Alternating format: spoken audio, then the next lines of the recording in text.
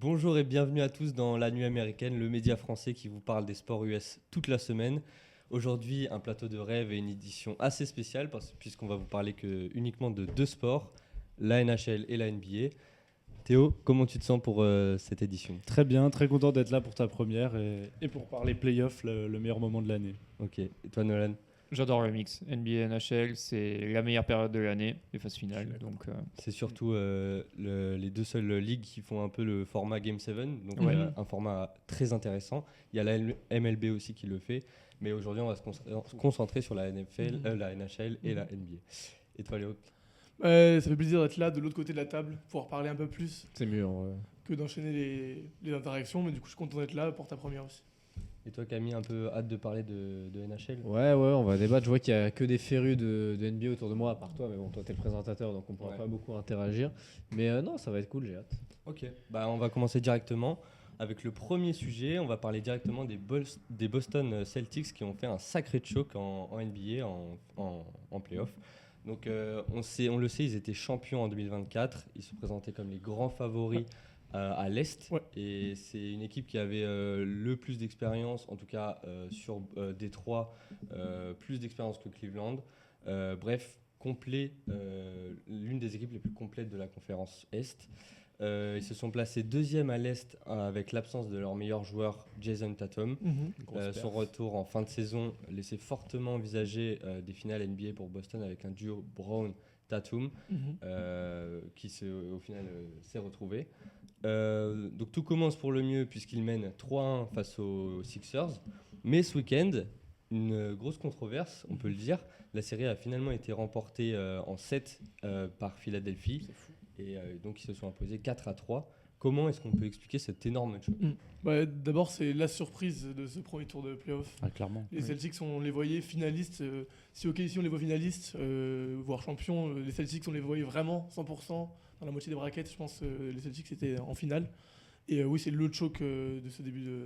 Même si on a eu 2-3-1 qui ont été remontés avec les Magic aussi.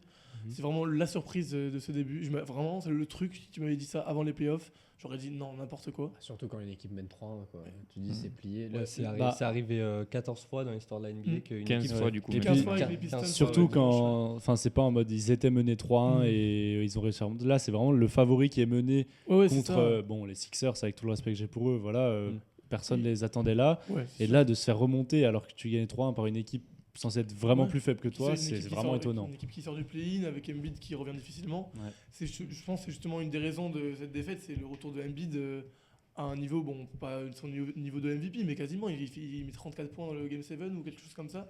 Je pense que c'est une des raisons de rater, mais je pense que la principale raison, c'est la stratégie des Celtics qui posait déjà problème par le passé. C'est qui repose tout sur le tir à 3 points. Et les matchs où ça rentre pas, ça rentre pas et ils perdent les matchs. Donc je sais plus quel match, ils avaient mis que 5 tirs sur... Un des derniers, je crois, le 6e. C'est le Game 7. Voilà, sur le Game 7, ils mettent que 5 4. tirs sur 1 milliard tenté. Enfin, au bout d'un moment, si ça rentre pas, il faut faire autre chose. Bah oui, si t'as pas d'autres... Quand t'es en bonne forme, les 3 points, tu les enchaînes. Et là, comme on l'a vu pour les premiers matchs, tu mets des scores, tu mets des écarts de 15-20 points. Et puis quand ça marche pas, on voit des gros flops, quoi. Et on le voyait déjà, quand ils ont été champions, ils perdaient des matchs parce que ça rentrait pas. Mais ils étaient tellement dominants que ça masquait un peu tout ça. Mais en fait, là, ils ont perdu des joueurs.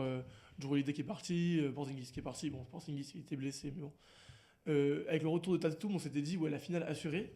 Et justement, il a manqué dans le Game 7. S'il y avait eu Tatum, ça aurait été une toute autre histoire. Il était forfait, je crois, ça a été annoncé 2 heures avant la rencontre. Ouais. Les Celtics ont essayé de maintenir le suspense jusqu'au bout, mais ça, bon, voilà. C'est ça qui est fou, c'est que, comme Nolan disait avant l'émission, le coach Celtics, il avait vraiment, même en l'absence de Tatum, réussir à créer une vraie philosophie de jeu. Il arrive pour les playoffs, on se dit que ça peut que être bénéfique pour eux. Et en fait, oui, ça commençait bien. Et alors, je sais pas si c'est sa faute, mais peut-être que ça a déséquilibré quelque chose. On va pas lui jeter la pierre, mais ils avaient réussi à bien faire leur saison malgré son absence. Il arrive, on s'attend à ce que ça soit positif, et finalement... cette philosophie, le problème, c'est que déjà, générer des tirs à 3 points, c'est pas aussi facile qu'on ne le pense. Le problème, c'est que les Celtics, souvent, quand les 3 points ne rentrent pas, c'est que la balle elle circule trop en périphérie, autour de la ligne à 3 points. Alors que le shoot à 3 points, pour être créé de manière optimale, il faut qu'il vienne de l'intérieur. Il faut que la balle elle parte de l'intérieur et qu'elle sorte vers l'extérieur. C'est comme ça qu'on crée un bon tir à 3 points. Là, ils n'ont pas réussi à faire ça, déjà. Et je dirais que le problème, quelque part, ce qui a manqué, au-delà de Jason Tatum, c'est en fait un Jaylen Brown au niveau. Il a fait une saison régulière exceptionnelle. C'était sûrement Rien le à meilleur dire. joueur à l'Est. C'était peut-être le meilleur joueur de la conférence Est. Mais là, il a pas du tout assuré. Absent. Il a été complètement bloqué. Et là, quelque part, je suis content parce que ça rend un petit peu justice à Jason Tatum sans même qu'il ait joué. Parce que sa capacité à agir sur tous les fronts, sur tous les domaines du jeu, le rebond, Il est beaucoup le décrié, playmaking, mais c'est leur meilleur joueur. et sa capacité à aller au panier, même s'il le fait un peu moins qu'avant, ben, ça a manqué là, sur cette série, c'est clair et net. Est-ce que du coup vous pensez qu'ils ont misé leur stratégie vraiment uniquement sur les tirs à 3 points? Oh, mais c'est comme ça qu'ils C'est font ça, depuis ouais. 3 ans. Est-ce que du coup vous pensez que s'ils n'avaient pas misé leur stratégie sur ça, est-ce que le score aurait été différent? Normalement, les Celtics, ils sont deuxième de la conférence. Ils jouent contre une équipe qui sort du play-in. Ils sont censés gagner en 6 matchs maximum. Ils ont des joueurs suffisamment polyvalents pour espérer Pour faire tout autre jouer. chose. Oui. Le problème, c'est que là, je trouve que face aux Sixers, ils se sont retrouvés un petit peu en déficit de taille. Quand Joel Embiid est revenu, je pense qu'on a un petit peu sous-estimé la mauvaise nouvelle, mais Joel Embiid dans la raquette, même s'il n'a pas très bien défendu sur cette série, c'est quand même une présence assez dominante dans la raquette. Depuis les départs sur les postes extérieurs, Peyton Pritchard, on se rend compte que c'est un peu sous-dimensionné. Là aussi, il a manqué un petit peu de taille, je trouve. Et puis, quand même, le truc que je n'ai pas compris, Joe Mazzulla, avant l'émission, je disais pour moi c'est le coach de l'année, il n'y a aucun souci avec ça, mais son pari sur le Game 7, il est catastrophique. Tu fais débuter Garza, Gonzalez. Le line-up et, était bizarre. Ouais. Le line-up était beaucoup trop petit pour commencer et beaucoup trop inexpérimenté. Si tu regardes le début de match, les jeunes ont presque tous les ballons, ce que je comprends déjà pas trop. Dans un Game Et en 7. fait, ils osent rien faire avec le ballon parce qu'ils n'ont pas l'expérience. Ouais, fallait primer ils ont l'expérience, peur. ouais. Évidemment, il fallait primer l'expérience. Là, j'ai c'est- pas c'est- compris le pari, il est C'est même raté. débile. T'as un Vucevic sur le banc.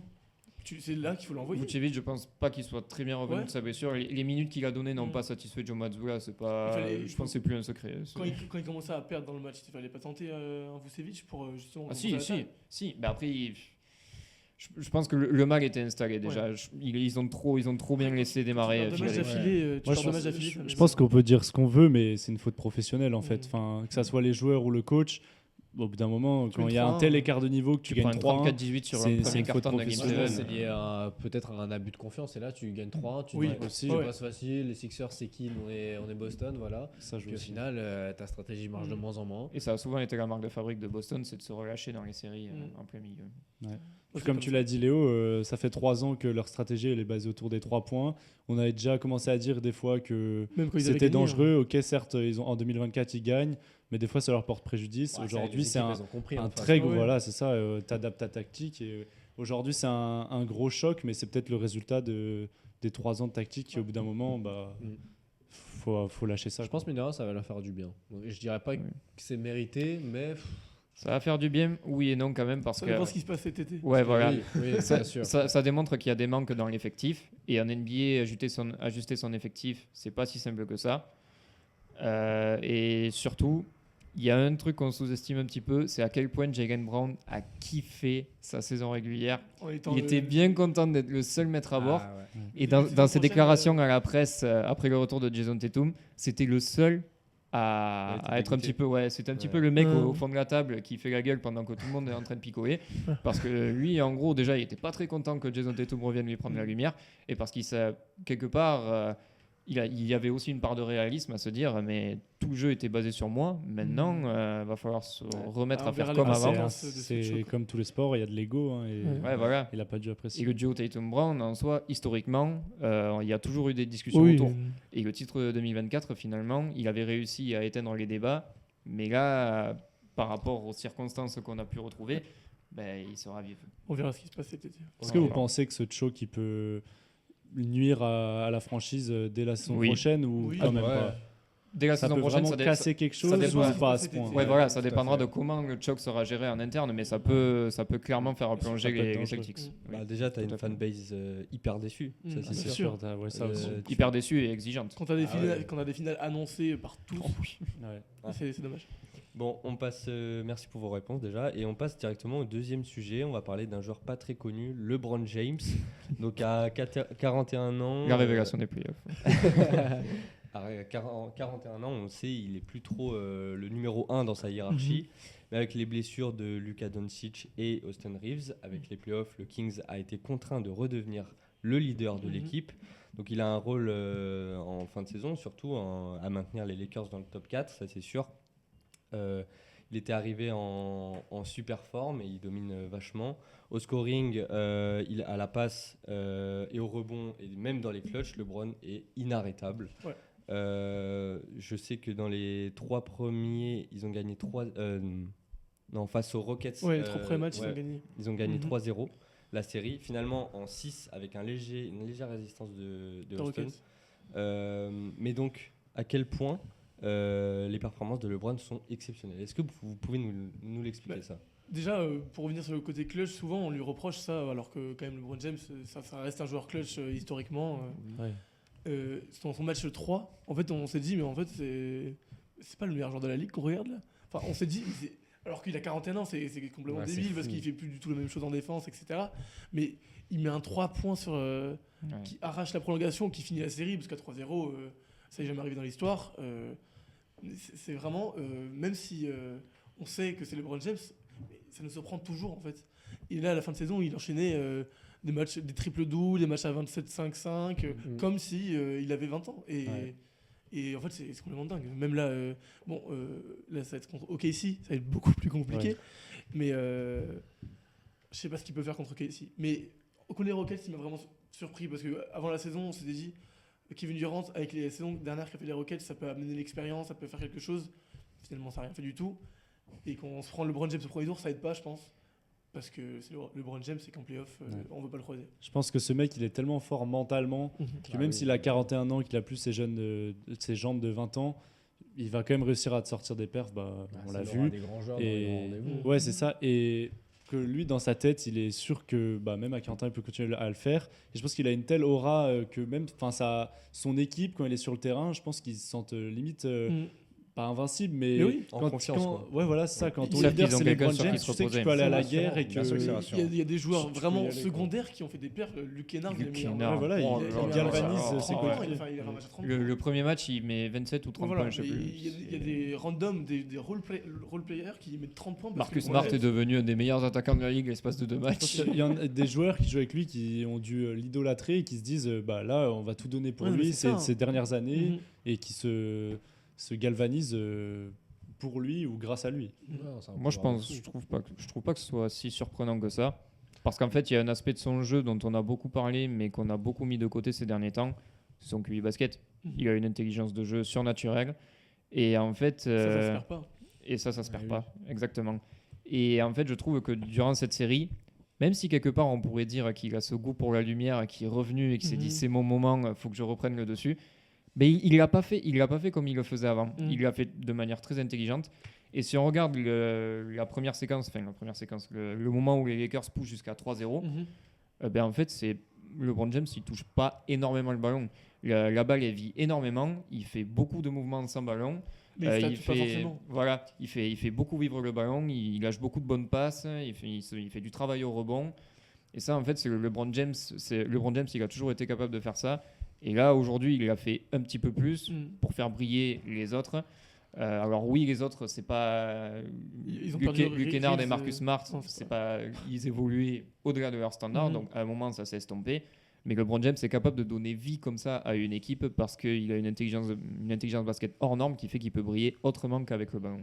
Et au match 4, je crois qu'il finit avec 10 points. Je me suis dit qu'en gros, il avait coupé sa forme, mais après, il est revenu dans les matchs suivants, il était mieux. Donc en fait, c'est...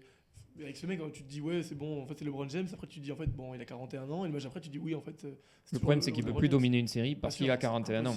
C'est 3 matchs d'affilée déjà, c'est déjà très bien. Et puis là contre OKC, ça va pas être la même. Non, la contre même OKC, affaire. Doncic ne devrait pas revenir avant le match 4, mais même là c'était. Non, mais il reviendra pas du tout.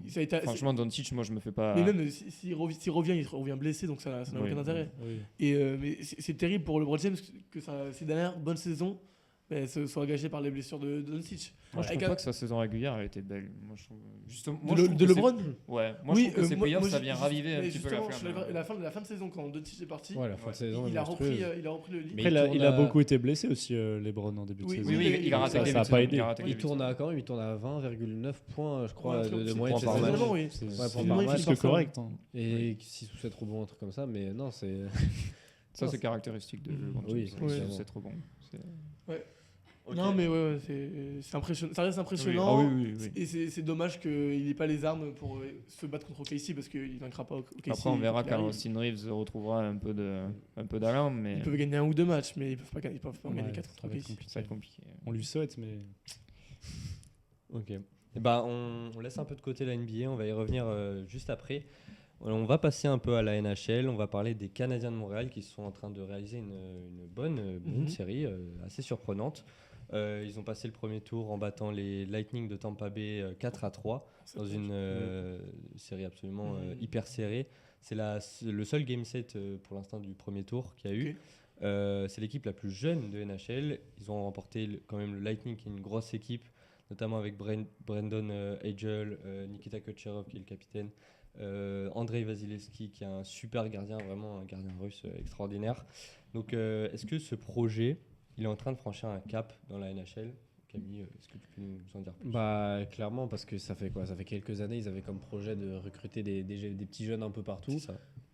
Franchement, on pensait que ça allait prendre un peu plus de temps, le temps de les laisser mûrir et tout, mais quand on voit des Lane Hudson aujourd'hui qui ont quoi, 19, 20 ans max et qui sont 21, qui sont nominés pour des prix du meilleur rookie, du meilleur défenseur et tout, enfin, c'est totalement fou.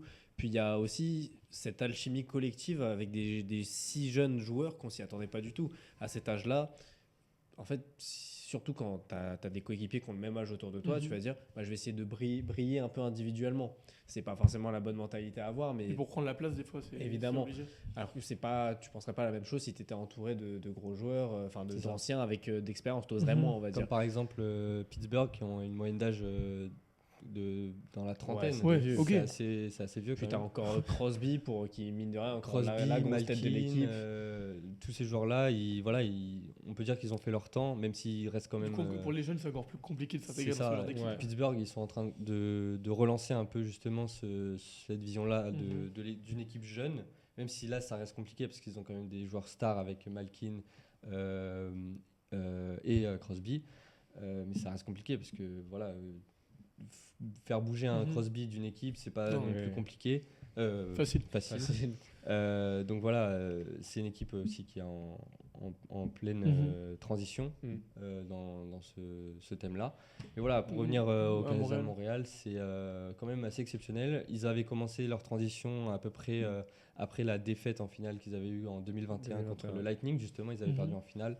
Ils avaient recruté notamment le premier choix de la draft, Cole Caulfield, puis... En quelle année C'est 2019 qu'il arrive, Caulfield. Oui, c'est 2019. Et Juraj Slavkovski, c'est un peu Ok. plus tard, premier choix de la draft aussi. Et maintenant, l'équipe elle est un peu construite autour de Caulfield. C'est lui le scoreur. Il a fini avec 50 points quand même. Ou 52 buts. Je sais plus. 51, 51. Ou 52, je ne me rappelle plus. bien Ouais, il a du dépassé chiffre. la barre des 50. Voilà, c'est ça. Et Je pense pas après, que l'équipe, elle non, soit l'équipe n'est construite, pas vraiment construite sur un seul joueur. C'est vraiment un groupe C'est vraiment très collectif. soudé. Ouais. Pareil pour la fanbase, c'est la meilleure fanbase, je pense, de la C'est la NHL. plus grande salle du monde de Ouais, hockey. c'est ça, c'est 21 000 sièges. Ok. C'est énorme pour, Ouais, pour le hockey, pour une Et patinoire. c'est pas facile justement quand t'es jeune, arriver à Montréal et faire face à l'ambiance, aux supporters comme ça, C'est ça. parce qu'on le sait qu'à la moindre faute, bah, on le disait là, un mec qui se faisait limite harceler, je sais plus c'était Oui, quel il y a Kirby Dack Oui, qui c'est a vrai. supprimé son compte Instagram parce qu'il avait commis une erreur en prolongation qui avait coûté une victoire, je crois, en game 5 ou 4. Il avait supprimé son compte Instagram parce qu'il se faisait harceler par ses propres fans. C'est fou. Donc c'est vraiment une franchise où c'est hyper compliqué de jouer là-bas parce que la pression moindre à gérer. erreur, C'est Ça un peut. peu, C'est c'est un fatal. peu comme quand tu arrives aux Lakers ou au Knicks, il faut tout de suite prouvé. prouver. Ouais. Et en fait, si tu le fais pas, si tu es dans une équipe à Nouvelle-Orléans ou quoi, personne ne regarde. Mais si tu es à New York Ouais. ou à Los Angeles, tu es sous les yeux du monde. Quoi. Et ça, peu importe l'âge, mais encore Oui. plus quand tu es jeune, quand il y a un truc qui t'arrive comme ça, il y en a qui s'en relèvent jamais. Et, Ah, c'est sûr. enfin, Le c'est pire, une c'est que c'est à pression double tranchant. en plus. Ouais, mais le pire, c'est que c'est à double tranchant parce que t'as 21 000 places dans la patinoire, mais après, derrière, t'as une armée sur internet qui est prête à Ouais. te sauter dessus. Quoi. C'est Parce terrible. que d'un côté, voilà, tu joues dans une équipe ultra prestigieuse, l'une des équipes les plus historiques de la NHL, mais d'un autre côté, tu as cette pression quand même d'autant médiatique, et en plus de la fanbase qui est énorme en fait. C'est par exemple là, ils vont jouer contre Buffalo en deuxième round. Les fans disent que voilà, ils vont être à domicile à tous les matchs parce que les fans se déplacent dans tous les matchs, même à Tampa Bay, c'est en Floride. Montréal, Floride, c'est pas à côté. C'est pas à côté, et pourtant les fans se déplacent quand même. C'est assez fou. Enfin, voilà, on voit pas ça dans toutes les franchises, donc voilà. Puis mine de rien, enfin, le côté proportionnel entre la fanbase et le niveau de morale, parce que c'est une top équipe, mais c'est pas non plus les Avs ou quoi. À la limite, tu me dis qu'il y a une ambiance comme ça pour les Avs et que les joueurs doivent être au top niveau, les meilleurs du monde. Oui, c'est l'équipe aussi. historique. Mais quand t'es jeune, purée, la pression, surtout que t'arrives pas avec le statut de favori, mais tu dois jouer comme les meilleurs joueurs du monde. Après, justement, là, pour le projet, je pense que ça aide à avancer, à avoir un public qui pousse comme ça. Ouais, ça aide, mais attention. Ça peut que aider. Ça peut être à double tranchant. Soit ça te pousse, soit tu peux t'écrouler sous la pression de tes propres fans. Ça peut être un drame. Mais en tout cas, l'an dernier, ils avaient eu du mal à se qualifier en play-off. Là, c'était beaucoup plus simple. Et autant le prochain, ils finiront dans le top 3 de la conférence. Et l'année après, ils joueront. Là, ils étaient dans le top 3e. 3e, ok. Saison régulière de fou, franchement. Enfin, surtout milieu et fin de saison de malade. Ils ont enchaîné les victoires. Et non, c'était vachement impressionnant. Et puis là, premier tour contre Tampa Bay, on avait peur parce que grosse équipe qui a fini pareil, deuxième ou troisième. Le game 7, 2-1, le score final. Que des victoires ou des défaites à un point d'écart chaque game. Oui, le game 6 s'est joué un tir raté de Montréal, ils auraient pu prendre la victoire. Ouais, c'est ça, game 6, pareil, sous pression, tous les matchs sous pression, il y a eu 3 prolongations, c'était une grosse série. D'ailleurs, les fans se sont un peu plaints parce que avoir une série comme ça au premier tour, pas dingue parce que le système de la NHL est beaucoup moins porté sur. En fait, si t'es promis, tu peux tomber le troisième de la conférence. Après, j'ai l'impression qu'il n'y a pas de match facile en NHL. Évidemment que le premier contre le 8e sera favori, mais j'ai l'impression que l'écart de niveau est moins flagrant et ça se voit au fil des années que tu peux être premier une année et te retrouver beaucoup plus bas dans le classement la saison d'après. En saison régulière, c'est vrai. Tu peux voir les Avs perdre contre une équipe dont on ne s'attendait absolument pas, mais là en playoff ça déroule. Les Canes et les Avs qui ont fini premier de chaque conférence, ils ont fait 4-0, 4-0 là. Donc il y a vraiment. Et pareil là, les Avs mènent 2-0 contre les Wild déjà. Les Wild ont fini deuxième ou troisième à l'Ouest. Donc non, franchement, dès que tu arrives phase des playoffs, encore une fois, c'est ce que je disais pour LeBron, l'aura des grands joueurs, des grandes équipes. Et là ça part. Mais pour répondre à ta question, je pense que s'ils gagnent ce second tour, une première finale de conf pour cette génération, on va dire, ça serait justement ça serait ça, passer un cap. Il y a une grosse avancée. Et pas forcément aller en Stanley Cup, pas obligé de la gagner cette année, mais juste gagner ce second tour, passer 2 tours en playoff, je pense que c'est jamais anodin. Et l'année d'après, ils pourront revenir pour gagner un suivant. Et donc je pense que justement passer un cap, ça serait gagner ce tour-là contre Buffalo. Je dirais pas qu'ils ont passé le cap encore maintenant parce que connaissant les fans, battre Tampa Bay ça suffira pas, mais franchement pour la perf des joueurs et le niveau qu'ils affichent, passer 2 tours c'est pas rien, tu finis dans les 4 meilleures équipes de la ligue, c'est important. Moi à leur place je me contenterais même d'un tour. T'as sauté la plus grosse équipe, l'une des plus grosses équipes de la conférence. Franchement pour moi à partir de maintenant c'est des playoffs réussis. Ouais, et puis Buffalo ça se joue, franchement c'est même je trouve plus facile, plus abordable, que Tampa Bay, ça, c'est sûr. Bien sûr. Voilà. Puis maintenant que tu es là, autant tout donner. Tu vas pas te contenter d'un premier tour, même si c'est déjà très bien. Tu te dis que tu as passé le premier, pourquoi pas le deuxième. C'est comme ça que les exploits naissent. Ouais, mais après, souvent, quand tu surperformes à la série d'après, la vidéo qu'on a fait dernièrement sur les We Believe, c'est dur de. Tu performes sur une série, et derrière, souvent, la retombée peut être violente. Puis il y a aussi un facteur important, surtout en playoff, c'est l'expérience. Vous l'avez dit plusieurs fois, c'est l'équipe la plus jeune de la ligue. Ils ont cette expérience qui manque face à d'autres équipes sur 7 matchs en plus. Ça peut. Sur un Game 7, ils vont arriver un peu plus cramés. Peut-être qu'ils sauront moins gérer la pression du Game 7, de l'enchaînement des matchs que d'autres équipes. Évidemment, que s'ils passent un tour, les années d'après, c'est de l'expérience qu'ils vont acquérir. Et peut-être que dans 5 ans, ça sera la meilleure équipe du monde et on leur souhaite. Mais pour l'instant, peut-être que niveau expérience, ça peut être compliqué face à d'autres équipes. Ok. On passe au deuxième sujet NHL. On va parler un peu des outsiders de la NHL, donc des petites équipes. souvent les matchs peuvent être assez surprenants, ça peut se jouer à rien comme on l'a dit précédemment. Donc cette imprévisibilité nourrit le suspense. Donc on peut se poser une question, la NHL est-elle le championnat du mérite ou celui de l'incertitude ? Qu'est-ce que vous en pensez ? C'est peut-être les deux. C'est peut-être les deux. Ouais. Le fait qu'il y ait tellement d'incertitudes, le fait que tu gagnes, en fait, c'est tellement mérité, je trouve, finalement. Oui, mais tu disais, il y a quand même moins d'incertitudes en play-off. Oui, parce que c'est ce que, pour répondre à la question. Alors, les outsiders, oui, c'est bien en saison régulière. On l'a vu à l'Est, Buffalo qui se qualifie, Pittsburgh qui qualifie, c'est bien, c'est beau. Mais là, dès les playoffs, il y a quoi ? Il y a Pittsburgh qui s'est fait éliminer. Ouais. Les Flyers ont passé Edmonton, donc grosse perf. Les Senators se sont fait éliminer. Non, aussi. c'est Anaheim qui a passé Edmonton, mais oui. Ah oui, les Ducks sont pas. Ouais. Outsiders de ouf. Mais voilà, parmi les outsiders, il y en a que un qui sont encore là. Oui, c'est vrai. Donc, encore une fois, c'est Buffalo et les Flyers. Oui. Bon, il y en a deux.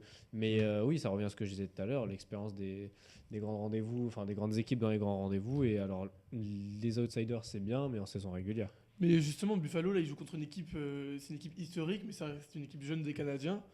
Ils ont passé un premier tour plus tranquille, ils ont gagné en 6 matchs contre Boston. Ils ont passé un premier tour beaucoup plus tranquille que Montréal. C'est peut-être l'occasion justement de faire une finale de conférence, de battre une équipe historique. Et tu bats Montréal, tu vas en finale de conférence, même si c'est pas le Montréal des années 90, des années 80. Si tu bats Montréal, tu es en finale de conférence, tu peux croire à tout. En plus, ça serait leur première finale de conférence depuis 20 ans, donc c'est l'occasion. Il y a vraiment un engouement chez les fans des Buffalo parce que j'avais fait un post sur la NHL qu'il y a 14 ans, c'était vide. Enfin, les salles étaient vides, voilà, les fans lâchaient complètement. C'est la première série playoff qui gagnait depuis 2014. Ça, depuis 2013, un truc comme ça. C'est complètement fou ce qu'ils sont en train de faire. Buffalo, on les attendait, mais pas du tout. Aller aussi loin en playoff, enfin même se qualifier en fait. Merci le coach qui va sans doute être élu le coach de l'année. Déjà, milieu de la saison régulière, quand on voyait les perfs, ils étaient encore 4e ou 5e de conférence, ils étaient déjà quasi qualifiés pour les playoffs. On se disait, donner ce trophée au coach, en fait. C'est la montée en puissance qu'il a fait avec cette franchise. Alors que l'an dernier, ils n'ont pas fait grand-chose. Et l'avant dernier, genre, ils ont dû finir 14, 15e max, quelque chose comme ça. Mais le truc, c'est ça. C'est justement les outsiders, du jour au lendemain, ils peuvent se relever. Et je pense qu'il n'y a pas que ça que en NHL, mais c'est peut-être que ça se voit plus en NHL parce que, vu que les scores sont plus serrés, vu que c'est plus compliqué de marquer des points, c'est normal. Si tu mets le bus, comme on dit dans le foot, si tu défends bien, en fait, il suffit d'un but sur un match de playoff, c'est serré. Et en fait, en un but, tu passes, tu gagnes un match. Ça se joue sur 1 ou 2 points. Et je pense que c'est peut-être plus facile de passer que. Moi, j'ai quand même l'impression qu'il y a plus, que c'est plus serré, plus homogène le niveau en NHL que dans d'autres sports, même en NBA ou quoi, par exemple. On a vu, je sais pas, au KC, ils sont à des années-lumière des autres équipes. Ils ont mis 4-0. Là, on l'a dit avant, contre les Lakers, on les voit pas perdre, à moins qu'ils fassent une Boston. Alors qu'en NHL, on a vraiment l'impression que c'est resserré. Alors évidemment, moins en play-off, comme tu as dit, qu'en saison régulière. Il y a 4 matchs à gagner. Ça donne beaucoup de chance en plus aux outsiders. Ouais, je prends l'exemple du PSG en Ligue 1, tu verras jamais ça en NHL, ça c'est sûr. Jamais de la vie. C'est impossible. Il n'y a pas de domination. Ouais, mais pour le coup, le championnat est structuré. C'est pas, ça n'a rien à voir, évidemment. Mais voilà, c'est pour prendre l'exemple. Une domination comme on peut voir dans le foot. Sur autant d'années. Quasiment aucun sport américain, on peut l'avoir, à part quand il y a des équipes vraiment. Les Bulls de Jordan et les Warriors des années 2010 et les Celtics des années 50. Il y a 3 équipes en 75 ans d'histoire qui l'ont fait. Ouais, mais justement, ce que je veux dire par là, c'est que dans les règlements des sports US, c'est le système qui fait que c'est exprès pour éviter ça. C'est pour une fois qu'ils font un truc intelligent, les Américains. Franchement, c'est la seule chose qu'ils ont fait intelligent. Ouais, avec la draft aussi, le système de draft. Oui, c'est ça. Ça régule un peu le marché. Même si les gros marchés, ils attireront. Un New York attirera beaucoup plus qu'un Milwaukee. Du coup, au niveau des trades et des agents libres, ils les récupéreront plutôt eux.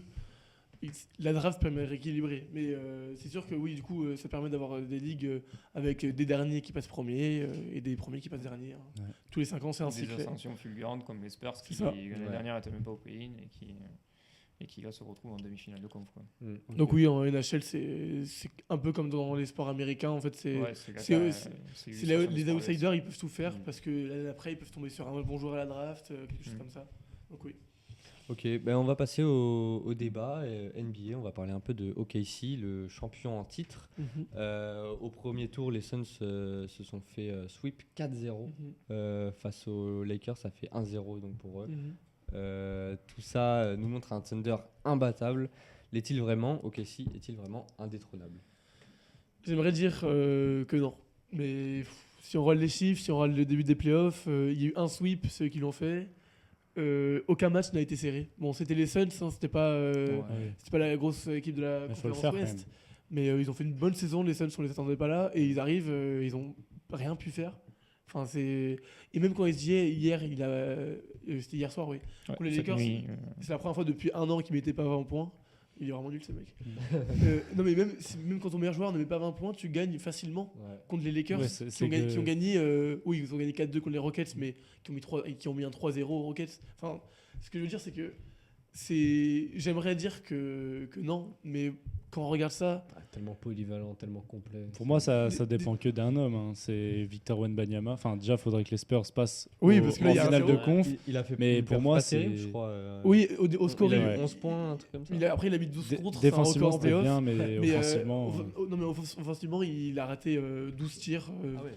0 sur 7, je crois, à 3 points. 0 sur 7. 0 sur 7 à 3 points, je me souviens plus. Mais oui, offensivement, il a raté son match. Mais en fait, la seule équipe qui a titillé OKC toute la saison, c'est les Spurs. C'est la seule équipe ils ont plus que titillé. Ils ont gagné, ils ont 3 matchs à 1. Ils ont gagné 3-1 sur toute la saison. Ouais, c'est ça. Voilà.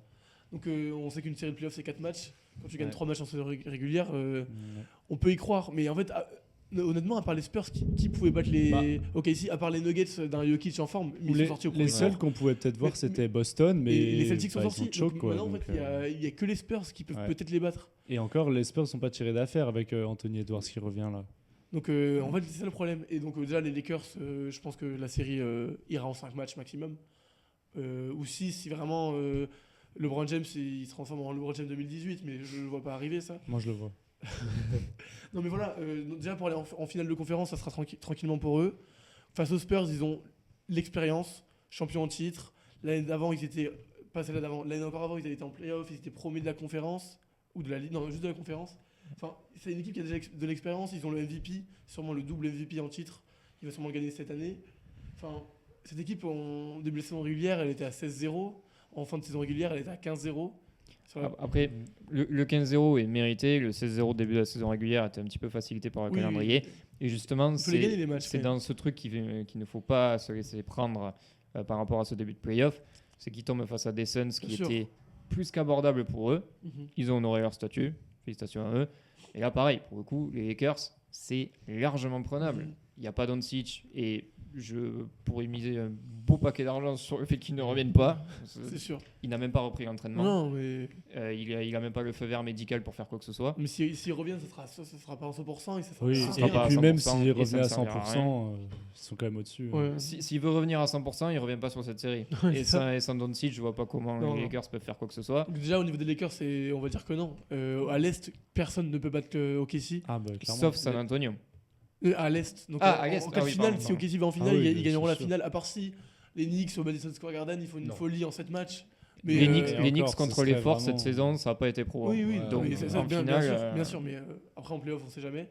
Mais parce qu'ils ont quand même explosé les Sixers. Mais moi, je vois aucune équipe de l'Est, même Boston, je les voyais gagner des matchs, mais pas les battre. Mais je vois encore moins une équipe de l'Est passer. Donc ça sera que sur les Spurs. Mais les Spurs, ils vont arriver d'une série qui va sûrement durer contre les Wolves avec le retour d'Anthony Edwards. Ouais. Même s'ils passent, ça sera en 6 ou en 7, peut-être en 5. Mais ça m'étonnerait qu'ils gagnent 4 matchs d'affilée, là, les Spurs. Je les vois pas gagner 4 matchs d'affilée contre ces Wolves-là. Donc se manger un OKC sorti de 2 sweeps ou de 9 matchs, quand on en a fait 15, j'exagère. Mais après, une domination à outrance peut entraîner un certain relâchement qui peut être traître. C'est ce qu'on disait avec les Celtics. C'est sûr qu'en fait, les seuls qui peuvent les battre, c'est eux, s'ils donnent pas le meilleur d'eux-mêmes. Ouais. Mais s'ils jouent à leur meilleur niveau, sur le papier, ils sont imbattables. Cette équipe est imbattable. Imbattable, non. Moi, je trouve pas. Sur une série, il y a peu de chances de les battre. Mais il faut quand même se rappeler qu'ils ne sont pas passés loin de perdre face à des Pacers héroïque, sûr, ouais, mais l'année pauvre dernière, la saison dernière. C'est sûr. Cette équipe, elle n'a pas changé cet été. Mhm. Alors, ok, il y a la révélation à Jay Mitchell, mais à ça, tu Il y soustrais a Jared Jaren McCain, Williams. mais Jared McCain est voilà. arrivé quand même. Jared Mais- McCain, il a son apport. C'est pas un game changer. Non, C'est pas un pas game pour cette changer. année, mais pour les années prochaines, je Oui. pense que c'est une bonne idée d'avoir chopé. Le seul truc qu'il faut pour OKC, c'est réussir offensivement à amener de la variété, ce que j'ai pas vraiment vu cette année, et ce qui leur a été préjudiciable lors des finales l'année dernière. Et si tu viens à rencontrer les Spurs, il y a un truc qu'il va falloir faire, c'est trouver qui tu mets en défense sur Wembanyama. Et le problème, c'est Et que- actuellement, il faut quand même avoir un œil très attentif sur ce qui se passe dans la série Spurs-Wolves, parce que Wembanyama, il a galéré contre mais- Rudy Gobert. contre Rudy Gobert, mais surtout face à des petits. Sur les défenseurs les plus petits, Wembanyama est en difficulté. Ils vont peut-être mettre Caruso dessus comme ils avaient mis. C'est exactement Caruso là où sur je, Jokic. voilà, je voulais en venir à ça. Mhm. Caruso, je pense que c'est vraiment l'homme à mettre sur Wembanyama. Ce sera une des clés pour une potentielle finale Peut-être la de conf. clé, Ouais, la clé pour la série. ouais. C'est le seul moment où je vois vraiment OKC buter, parce qu'en Mhm. soi, les séries de saison régulière, elles peuvent se traduire en playoff. La Oui. saison dernière, OKC avait largement battu Denver en saison régulière. Ils avaient gagné 3 matchs sur Mhm. les 4.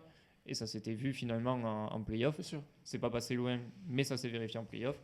Donc voilà, c'est pas une stat insignifiante, mais effectivement, ils ont cette variable expérience et qui. Oui, c'est pas négligeable. Ils avaient passé un tour il y a 2 ans. Voilà. Ils ont gagné. C'est pas Les négligeable. Spurs, c'est leur premier playoff. Et en Ouais. fait, moi, ce qui m'embête, c'est surtout au niveau du coaching. En fait, les ajustements que ça demande, c'est énorme. Et Mitch Johnson, il a pas cette C'est le expérience. premier playoff aussi. Voilà. C'est ça le problème. Moi, Voilà. c'est surtout ça qui m'embête pour les Spurs. Je pense qu'on est tous d'accord que pour dire invincible, quand même pas, très grand favori pour gagner Oui, le titre, oui. clairement, et que les seuls qui peuvent aller peut-être les embêter, c'est les Spurs, parce qu'à c'est l'Est, ça, il n'y a sur ce rien. qu'a démontré Et la une saison blessure de régulière, SGA. oui. Une blessure de SGA. Ouais, et Oui. de. On l'espère pas parce que tous les ça- ans, c'est vraiment, Donc, Après, Boston a gagné un titre comme ça. Toutes les équipes se sont blessées, ils ont gagné un titre. Bon, c'est un autre débat. Ça. Moi, je vous propose un petit tour de table pour savoir, vous pensez que qui va gagner la NBA? Vas-y, Théo, comment Vas-y, je Théo, réfléchis commence. Bah, avec Léo, on a fait le tableau et on avait deux grandes idées, une objective, une pas objective. La pas objective, c'est que les Spurs vont gagner. Mhm. L'objectif, c'est que OKC vont respecter leur statut de favori. En tout cas, en face, on est tous d'accord pour dire que ce sera les Knicks en finale. Oui, je pense que. Enfin, Ah, c'est bah, pas un garanti. des Non, trois, pas mais- garanti, mais Moi, je Maintenant, le que, vois en Boston, finale, en maintenant fait. que Boston est sorti, sur C'est ce un qu'a montré peu- Détroit jusque-là, je mets New York Oui, sans oui, hésiter. ouais. Mais New York a quand même fait une Attention. saison régulière Ouais. moyennasse, Ouais, ouais, plus, c'est plus. vrai. Quoi. Donc, bon, Ouais. faut quand même faire attention. Mais oui, il y a de grandes chances que ce soit New York en Du coup, finale. qui gagne le titre? Ok, si. Ok, si. Ok.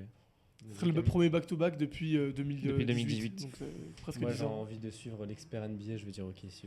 Et moi, je vais Ça faire le fait mec que- différent, je vais dire les Spurs parce que je Voilà. crois. Parce qu'on est chauvin. Je crois à la beauté du sport et même si ça va. Ouais, ça sera c'est vrai. on va se régaler 16 matchs avec un buzzer de Wembanyama en Game 7 et. Voilà. 6 ou 7. Et Wembanyama a 40 points de moyenne en finale NBA Voilà, aussi. c'est ça qu'on veut. Oui.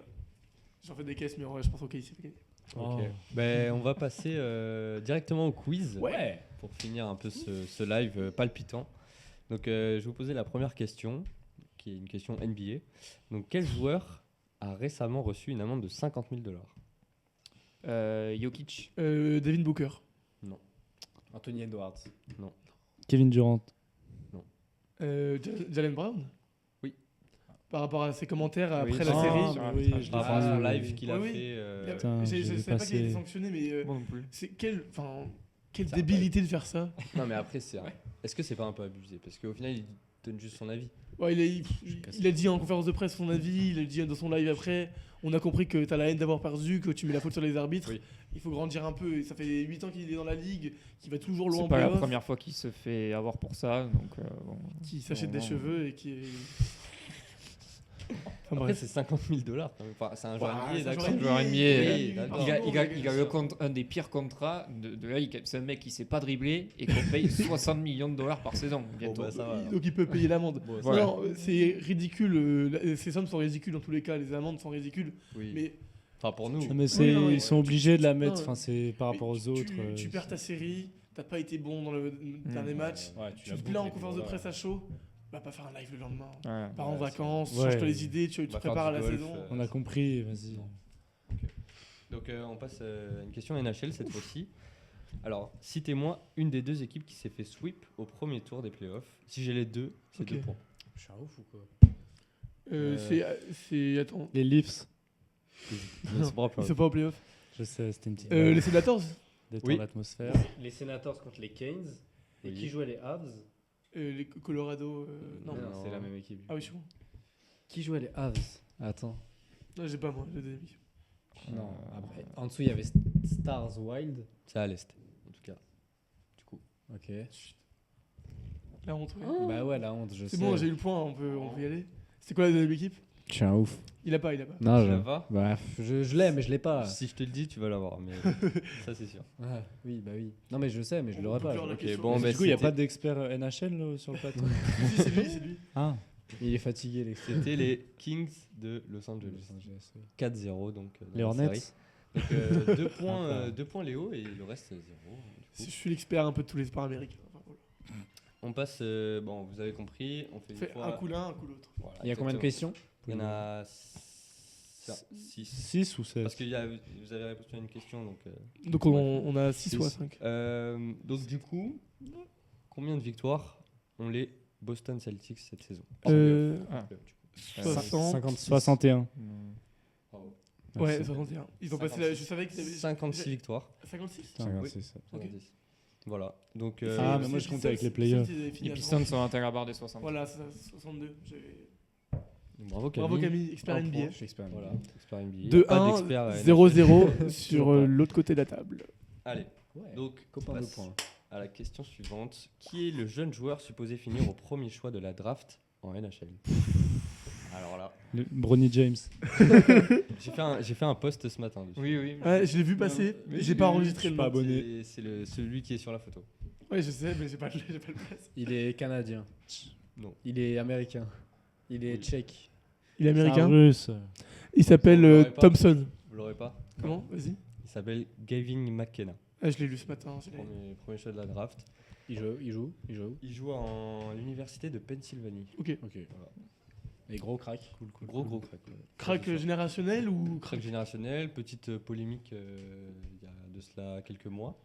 Mais ouais, gros crack, ça c'est sûr. C'est quoi la polémique? La polémique, c'est que quelqu'un dans un bar avait insulté sa mère qui était Mhm. avec lui, donc. Bagarre. Et il l'a frappé en plein visage. Il Normal. lui a brisé la mâchoire. Ok. Et il a dû avoir une chirurgie pour le Bah, gars qui s'est écoute. fait frapper. Donc. Bah, il est prêt pour la NHL du coup. Je te jure. Ah bah, il est plus que prêt. Il sait se battre. Donc, on passe. toujours 2-1, je rappelle le score. Ça va. Je te jure, on l'avait en tête. Ah, mais vous avez répondu à 2 de mes questions en fait. Aïe, aïe, aïe. Du coup, c'est la dernière question là. Dernière question du coup. Aïe. NHL du coup. Mhm. Parce que Ouais. on parlait trop en NBA, c'est un truc de ouf. Combien de Coupes Stanley les Canadiens de Montréal ont-ils remporté dans leur 30. histoire? 33. 24. Oui. Vas-y, je savais que c'était un 20 quelque chose. Bravo. Oh là là. Bravo Théo, franchement. Ah. Mais Il est expert en rien. c'est Léo qui remporte le quiz du coup. Comme attendu. Voilà. Mm. Donc, Toi, bah, il est présentateur. on a fini le. Bah, on a fini le on a quiz. fini le quiz. Bravo à moi pour avoir gagné le quiz. Bravo Léo. Merci de nous avoir suivis pendant ce live palpitant et extrêmement bien et bien entouré. Merci Samy pour sa dernière régie à la nuit américaine. Bravo. On peut Merci, applaudir. Samy, on peut l'applaudir. Merci Samy. Il est réveillé? Il est réveillé cette fois. Il est réveillé. Ok. Et c'est. Bah, voilà, et, à la semaine prochaine. Dans 2 Prochaine semaines. Dans pour- 2 semaine. Et semaine prochaine pour Club Pour EDJ, Club hein. EDJ, La n'allez semaine pas voir prochaine cette pour émission. Club EDJ. Ouais, l'émission dans de 2 Camille semaines. On a changé le logo. Il est énorme.